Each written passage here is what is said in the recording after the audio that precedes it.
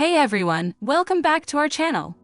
In today's video, we're going to take a closer look at one of our key features, the training module. The training module is designed to help you efficiently create and manage training for your team members. Whether you need individual training, where each team member works independently, or classroom training for larger in-person sessions, this module has got you covered. You can also track training progress and results through detailed reports. So, let's jump right in and get started. To start with the training module, head to the training menu on the left sidebar. Click on the Add New Training button to begin. We'll start by selecting Individual Training. You'll then be taken to the Setup page for individual training. To begin, click the Add Section button. A new section will appear. Click the plus button here to choose your training items. If you opt for a document from the library, you'll need to pick a published document that will serve as the training material. Your team members must read and acknowledge it to complete that training item. If you choose a course from the Academy, you can select either a Stendard course or one of your company's courses. For company courses, you'll need to activate the course on the Academy page before adding it to the training. Members must complete the course to finish that training item. If your training includes an assessment, you can click plus Add Examination to create an exam for each training item. You'll be redirected to the examination creation page, where you can enter the exam name, total score, passing score, and the questions and answers for each one. The exam format is multiple choice. Once you're done, click the Save Examination button to proceed. Once you've added all your training items, set the training name, description, frequency, and due days. You can set the frequency for recurring training to recurring and specify the retraining date. On this date, the system will automatically notify the participant to complete the training, and a new training session will be recorded in the training report. If you'd like to provide reference materials for the attendees, you can also select documents from the library, regardless of their status. Once everything is set up, click Save Training to finalize and save your individual training. Next, let's assign the training to your team members. Click on the Add Member to this training button. Select the team members who must complete the training, and click the Add Member Now button. Once added, as the attendee, you'll see a new task on the notification bell icon to complete individual training. Clicking on it will take you to the training detail page. Read through all the content and click the I Acknowledge button for documents. If the training item includes an exam, you must click the Start Examination button to complete the training and make sure to pass it. For courses, watch the entire course to mark it as completed.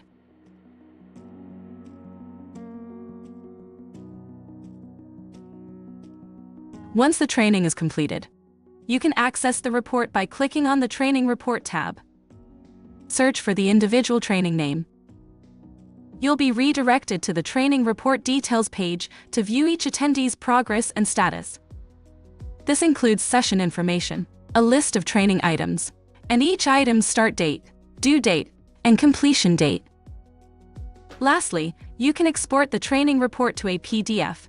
This concludes the individual training tutorial. Now, let's move on to the classroom training.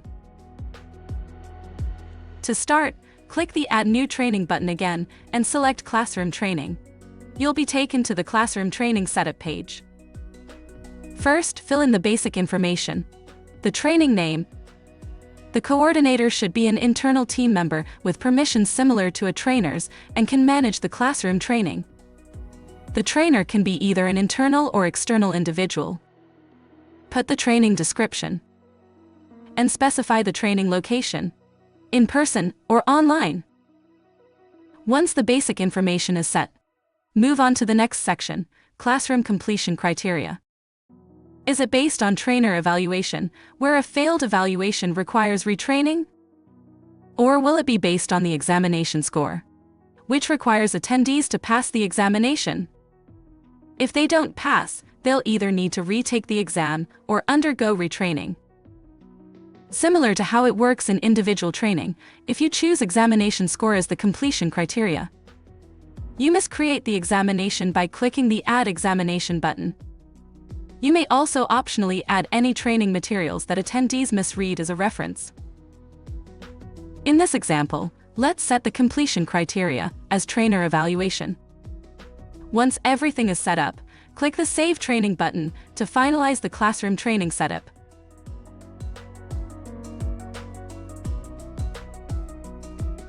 Next, let's invite your team members to attend the training by clicking the Add Member to this training button. You'll need to set the schedule for the classroom training.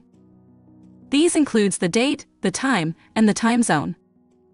Don't forget to add your attendees as well. Once everything is set up, click the Save Training Schedule button. Your team members will receive an email and an in-app notification, letting them know when the training is scheduled. On the day of the training, as the coordinator or internal trainer, you'll see the Start Training Now button, which marks the time to begin the session. Click the button to start the training, and you'll be redirected to the classroom training detail page. Here, you can record the attendee absences. Click on the bullet until it turns green, indicating that the member attended the training, and click it again to change it to a red X icon, indicating that the member is absent. It is mandatory to fill in the absence, as this will also determine whether the user needs retraining if they didn't attend the classroom training. As the attendee, after you log in, you'll notice a new task in the notification bell icon. To attend classroom training, clicking on it will take you to the training detail page. Once the trainer starts the session, follow the instructions from your trainer or coordinator. If you need to complete an examination, look for the Examination tab and click the Start Exam button. In this case, it's mandatory to pass the examination, or else you'll need to retake it, or even attend a retraining session after the training ends. If the completion criteria are trainer evaluation, you can see the trainer's evaluation result once the training is finished in the training report, indicating whether you passed or failed the training. As a trainer or coordinator, to conclude the training session, click the Finish Training button on the detail page. This will allow the attendees to view their training results based on examination or evaluation. If the completion criteria are an examination, ensure all attendees have passed the exam before clicking the Finish Training button. If not, they will need to go through a retraining session, which you can schedule once the current training is confirmed as completed. If the completion criteria is evaluation, clicking the Finish Training button will redirect you to the training evaluation page. Here, you can set the results for each attendee and provide any feedback. If they pass, no retraining is needed. However, if they fail, you, as the trainer or coordinator, will need to set a new retraining schedule after confirming the completion of the current session.